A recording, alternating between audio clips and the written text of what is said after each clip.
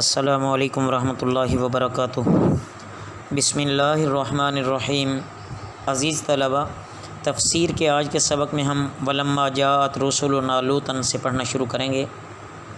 توجہ کیجیے۔ اعوذ باللہ من الشیطان الرجیم، بسم اللہ الرحمن الرحیم۔ ولما اور جب جاءت آئے رسلنا ہمارے فرشتے لوط علیہ السلام کے پاس، سیئا وہ غمگین ہوا،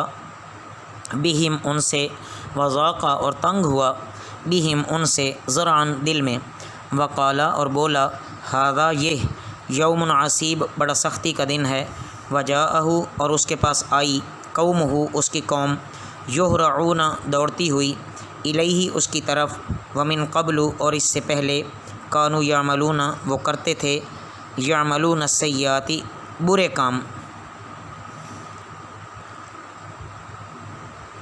قالا اس نے کہا، یا قومی اے میری قوم، ہاؤلائی بناتی یہ میری بیٹیاں ہیں، ہن اطہر یہ نہایت پاکیزہ، لکم تمہارے لیے، فاتقوا اللہ پس اللہ سے ڈرو، ولا تخزونی اور نہ رسوا کرو مجھے، فی ضیفی میرے مہمانوں میں، الیس منکم کیا نہیں تم میں سے،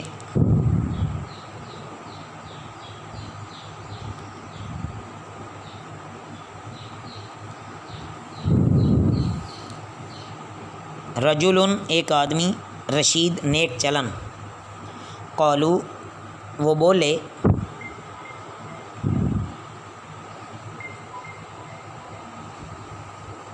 لقد علمت تو جانتا ہے، مالنا ہمارے لیے نہیں، فی بناتی کا تیری بیٹیوں میں، من حقن حق سے، و انکا اور بے شک تو لتعلم خوب جانتا ہے، ما نرید ہم کیا چاہتے ہیں۔ عزیز طلبہ، ان آیت مبارکہ میں جو بیان کیا گیا ہے کہ الغرض ملائکہ حضرت ابراہیم علیہ السلام سے ہو کر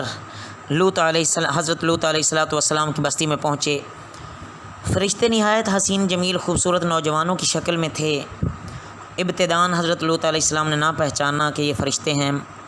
معمولی مہمان سمجھے، ادھر قوم کی بے حیائی معلوم تھی، سخت فکر مند ہوئے، بدبخت قوم نہ معلوم میرے مہمانوں کے ساتھ کیا کرے گی۔ ادھر قوم کو بھی خبر ہو گئی تو وہ چڑھ دوڑے، مکانوں پر چڑھ آئے،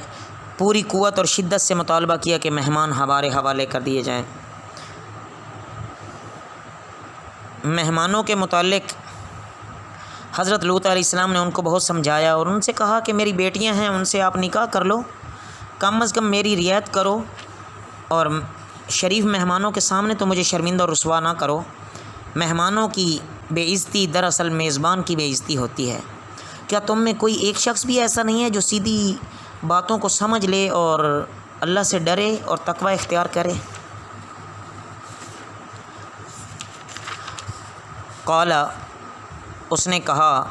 لو ان لی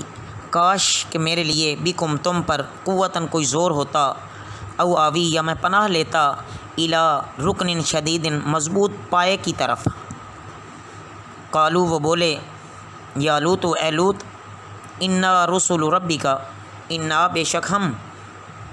رسول بھیجے ہوئے ہیں، ربی کا تمہارے رب کی طرف سے،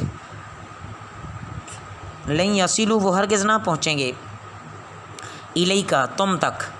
فاسری سو لے نکل، باہلک اپنے گھر والوں کے ساتھ، بقطع من اللیل کوئی حصہ رات میں سے، ولا یلتفت اور نہ موڑ کر دیکھیں، منکم تم میں سے، احد کوئی بھی، الا امرأتک سوا تمہاری بیوی کے، انہو بے شک وہ، مصیبہا اس کو پہنچنے والا ہے، ما اصابہم جو ان کو پہنچے گا، ان موعدہم بے شک ان کا وعدہ، الصبح صبح، الیسا کیا نہیں ہے، الصبح صبح، بقریب نزدیک، فلما جاء پس جب آیا، امرنا ہمارا حکم، جعلنا ہم نے کر دیا، عالیہ اس کا اوپر، سافلہ اس کا نیچا، وامطرنا اور ہم نے برسائے، علیہ اس پر، حجارتاً پتھر، من سجیل کنکر سے، منزودن تہ بتہ مسومتاً نشان کیے ہوئے، عند ربک تیرے رب کے پاس، وما اور نہیں ہی یہ من الظالمین ظالموں سے ببعید کچھ دور۔ عزیز طلبہ، ان آیت مبارکہ میں یہ بیان کیا گیا ہے کہ جب حضرت لوط علیہ السلام کی پریشانی حد درجے کی ہو گئی تو اس وقت فرشتوں نے کہا کہ ہم فرشتے ہیں، اللہ کے بھیجے ہوئے ہیں، ان کو ہلاک کرنے کے لیے آئے ہیں، یہ ہمارا کچھ بھی نہیں بگاڑ سکتے۔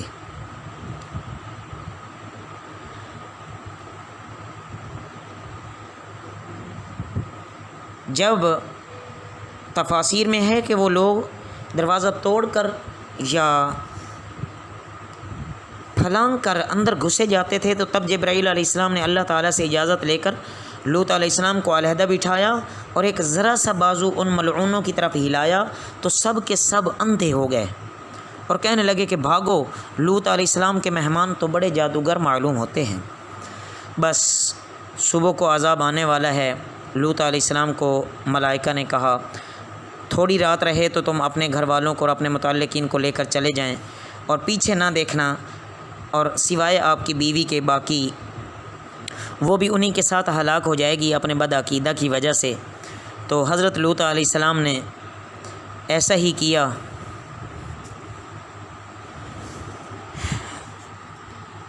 اخیر شب ہوئی تو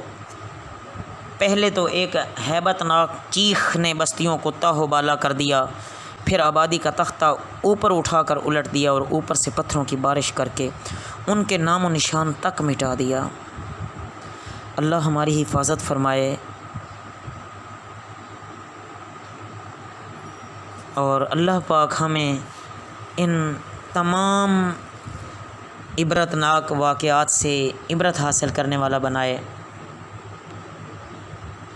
جتنی بھی قوموں پر عذاب آیا ہے، صرف 2 قومیں ایسی ہیں جن پر عذاب نازل ہونے میں کفر کے ساتھ ساتھ ان کے اعمال خبیثہ کو بھی دخل رہا ہے۔ ایک تو لوط علیہ السلام کی قوم اور دوسری شعیب علیہ السلام کی قوم، کہ کفر و شرک کے ساتھ ساتھ لوط علیہ السلام کی قوم خبیث اعمال میں داخل تھی اور شعیب علیہ السلام کی قوم کفر و شرک کے علاوہ ناپتول میں کمی کرتی تھی۔ وَإِلَىٰ مَدْيَنَ أَخَاهُمْ شُعَيْبًا، اور مدین کی طرف اخاہم ان کا بھائی شعیب علیہ السلام، قال اس نے کہا یا قومی اے میری قوم، اعبدوا اللہ اللہ کی عبادت کرو، ما لکم تمہارے لیے نہیں ہے، من الہ کوئی معبود غیرہ اس اللہ کے سوا،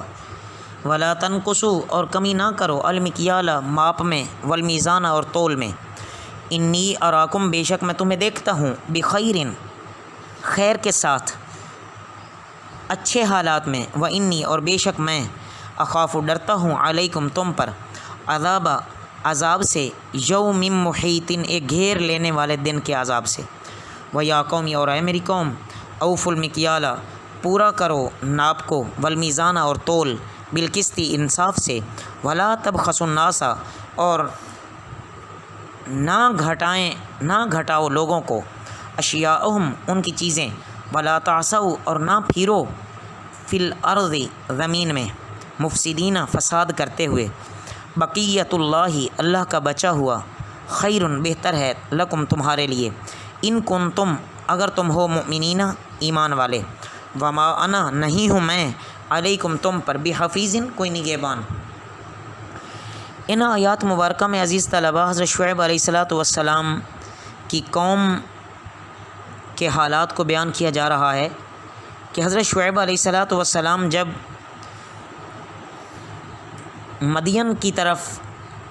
نبی بن کر مبعوث ہوئے تو یہ قوم اللہ کی نافرمانی اور معصیت کا ارتکاب صرف اپنے تک ہی نہیں بلکہ ساری قوم بدعمالیوں میں مست تھی، اور وہ یہ اپنا حق سمجھتے تھے کہ یہ جو کچھ ہم کر رہے ہیں یہ ہمارا حق ہے۔ بے ایمانی کرنا تجارت میں ان کی عادت بن گئی تھی، تو حضرت شعیب علیہ السلام نے ان کو اللہ کی توحید اور شرک سے بیزاری کا درس دیا، اور ساتھ ہی قوم کو جو ان میں برائیاں تھیں خرید و فروخت کے معاملے میں وہ بے ایمانی کرتے تھے تو ان سے ان کو سمجھایا، عذاب سے ڈرایا، اور اگر وہ توبہ کرتے ہیں اور صحیح راہ راست پر آ جاتے ہیں تو ان کو خوشخبریاں بھی سنائیں۔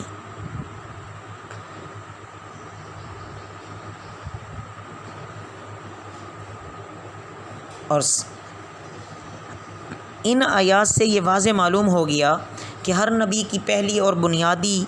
دعوت جو ہوتی ہے وہ دعوت توحید ہوتی ہے، پھر رسالت، پھر جو اعمال ان میں خباستیں ہوتی ہیں ان کو ٹھیک کیا جاتا ہے۔ تو کفر اور شرک یہ گناہوں کی جڑ ہے۔